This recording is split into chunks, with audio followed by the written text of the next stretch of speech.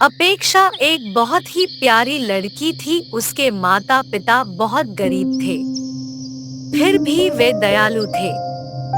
वही गुण अपेक्षा में आ गया था। वह जिस किसी को मुसीबत में देखती तो उसकी मदद करती थी। उसकी शादी नवीन नाम के लड़के से हुई। वह भी गरीब परिवार का था। नवीन और उसके माता पिता सभी लोग मजदूरी करने जाते थे और उसी से उनकी गुजर होती थी। यहाँ भी अपेक्षा का वही हिसाब था। अगर कोई उसके पास मांगने आ जाता तो वह उसे दे देती। कभी कोई पड़ोसन आ जाती और कहती, बहन तुम्हारे पास थोड़ी चीनी होगी? आज हमारे यहाँ चीनी खत्म हो गई है। मेरा बेटा दूध के लिए रो रहा है। वह ऐसे दूध ही नहीं पीता। तो वह उसको कटोरी में चीनी ऐसे ही दे देती। कभी कोई और पड़ोसन आ जाती और कहती, बहू कुछ रुपए उधार दे दो, मैं बच्ची की दवा देने जा रही हूँ, मेरे पास नहीं है, मैं तुम्हें वापस कर जाऊंगी बाद में।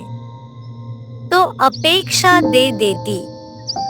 उसकी सास उसे डांटती, तुमने क्या धर्मशाला खोल रखा है?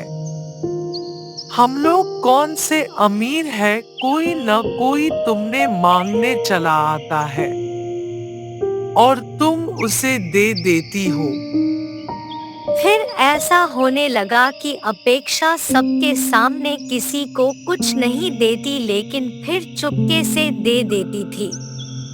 पूरे मोहल्ले के औरतें जब इकट्ठे होकर जब बातचीत करती तो कहती, ऐसी बहू हमने कभी नहीं देखी है। वह तो बहुत अच्छी है, इनके घर में तो लक्ष्मी आ गई है। लेकिन बेचारी बहुत तकलीफ भोग रही है।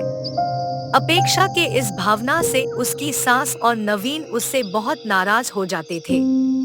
एक बार ऐसा हुआ कि लगातार पानी बरस रहा था। सब लोग मजदूरी करने गए।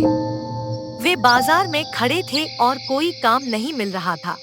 फिर सब लोग लौट आए। सभी को काफी भूख लग रही थी। कई दिनों तक उनको कोई काम नहीं मिला। वे बाजार जाते, खड़े रहते और घर वापस लौट आते। जो कुछ घर में रखा था वो पहले ही खत्म हो गया था। अब घर में खाने के लिए कुछ भी नहीं था।